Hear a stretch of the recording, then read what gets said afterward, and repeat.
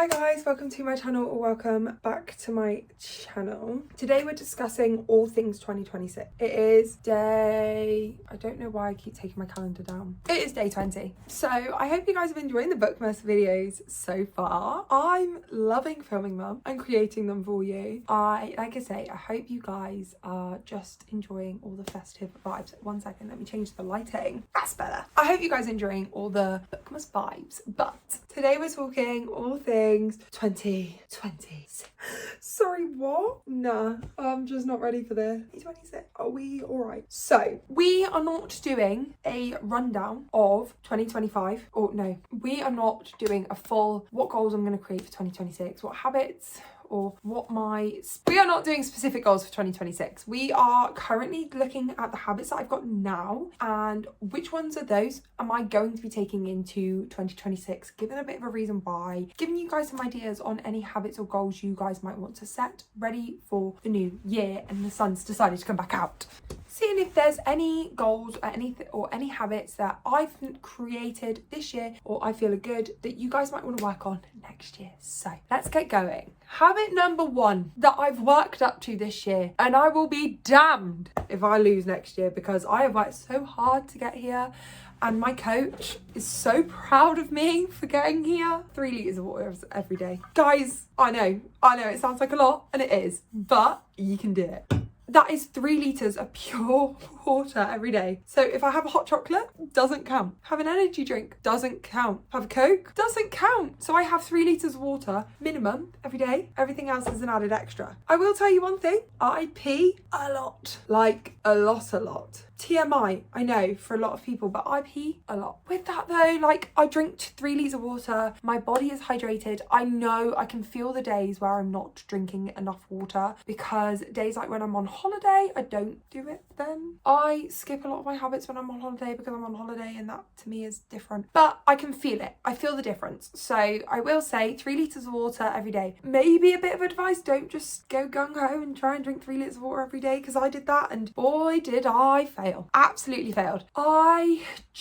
It was just a lot. I think I started with like 2 and then I upped it to 2.5 and now I'm on 3. And now that I'm on 3, I'm happy to continue it on. It is easy. What I did find is making 3 litres easy. You might sound, yeah, that's fine. What I used to have is I used to use the Starbucks cups consistently all the time, all day, every day. I had one in work, I had one at home, and that would be my water intake. But they're only 700 millilitres. So with that meant that I had to do a lot of math. I bought myself a water bottle. This is 1 litre. 1 litre's in here. So easy math. Or if you go out to the shops, it's generally a 500 millilitre or a litre bottle of water. Easy math, okay? So that I will say is I invested in a new water bottle, not because I necessarily needed it, but because it's easy. And I'm all for easy. What has come as a bit of a bad thing about this is I'm very precious about the water bottle and no one drinks from it. No one drinks from my glass of water. No one drinks from it ever because and I literally look at my friends and I'm like, no, I'm tracking this. What do you mean you want a sip? No, like go away. So habit that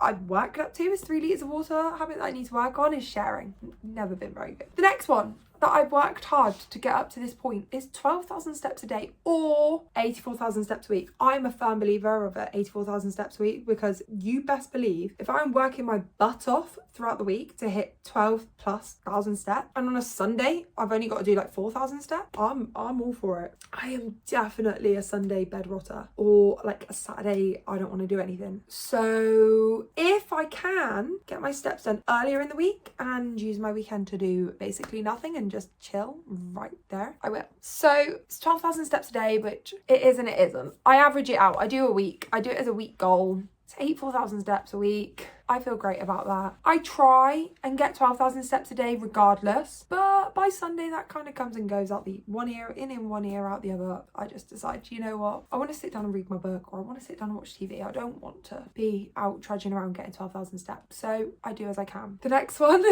is I'm smiling because I'm not actually doing it at the moment. I've just not been very successful. And that is my 5:30 a.m. wake up times. I need to see if I've broken my alarm clock because basically that alarm clock goes off for 2 minutes and then turns itself off. Now, I don't know if I've just got pure will and patience, but I can sit through that annoying noise for 2 minutes for it to turn itself off and I go back to sleep. So I need to see if I've either broken the alarm clock or changed a setting and fix that, because that would help my 5:30 wake up times.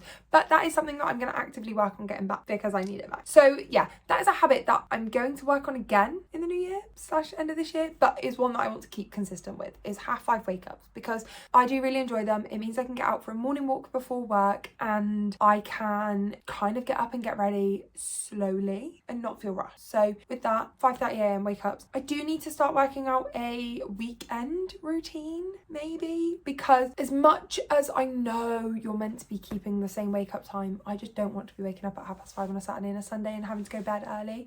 I think if I didn't live at home with mum and dad and my brother, then I would do, and I did in Liverpool, but back home I'm really struggling with that. So that might come back if and when I move out next year, hopefully. But for a minute, definitely Monday to Friday, 5:30 wake ups. I'm here for it. Morning walks as well kind of goes hand in hand with that, is just getting up in the morning and going out for a walk as soon as I can after waking up. Getting the first sort of steps in, I find, has then meant that I'm more mobile throughout the day because I'm already up and out of bed and I'm going. But not only that, it just feels good to get up in the morning, get my steps in, no matter what that looks like, whether that's my 45-minute walk, a half-hour walk, or a 10-minute walk. Just get up, get out, walk around the block, get ready to start the day. It kind of just wakes up my mind, helps me feel better. I need to, again, work on this on the weekends, because on the weekends I wake up and I'm like, I don't actually need to get up for work, so I'm going to stay in bed. Not the answer, not the attitude. We're changing that. We need to get it up on the weekends as well. Running after eating. I don't think that needs to be said anymore. I was a firm believer of a fasted run until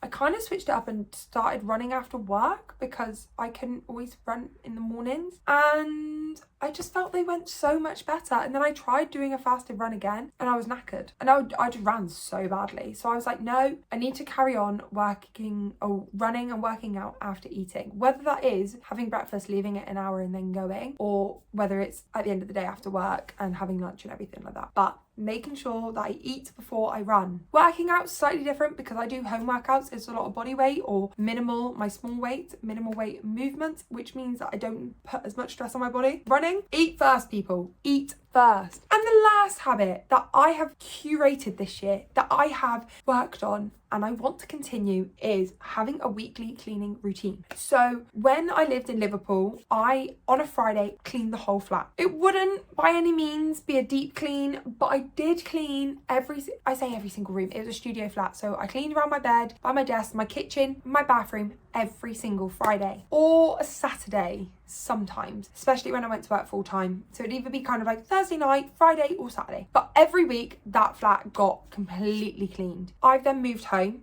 and I do the same. On a Friday, I'll clean my room and I'll do the bathrooms just to help everyone out here as well, because I don't work those days. I then clean my bedroom and the bathrooms, and it's just, it helps my space feel clean and not dusty, and B, it helps my brain feel like I'm in control, which might sound so silly. Like, why are you feeling in control cleaning? It's just, I don't know how to explain it, but having a nice clean space every week really helps. And then sometimes when you're not feeling great and you miss a day, or you aren't feeling great, so you just want to do a really short, so I didn't know if that was our delivery, you just want to do a really quick short clean, I don't feel as bad because it's not as dirty as what it would be if I was leaving it for weeks and weeks and weeks. So, and also when I lived by myself, with that came washing my clothes, which I do every week. Isn't as successful here. It is, but my mum does our washing here, so joys of living at home. But thank you so much for joining me and looking back at my habit from this year and for the ones that I'm going to take forward to next year.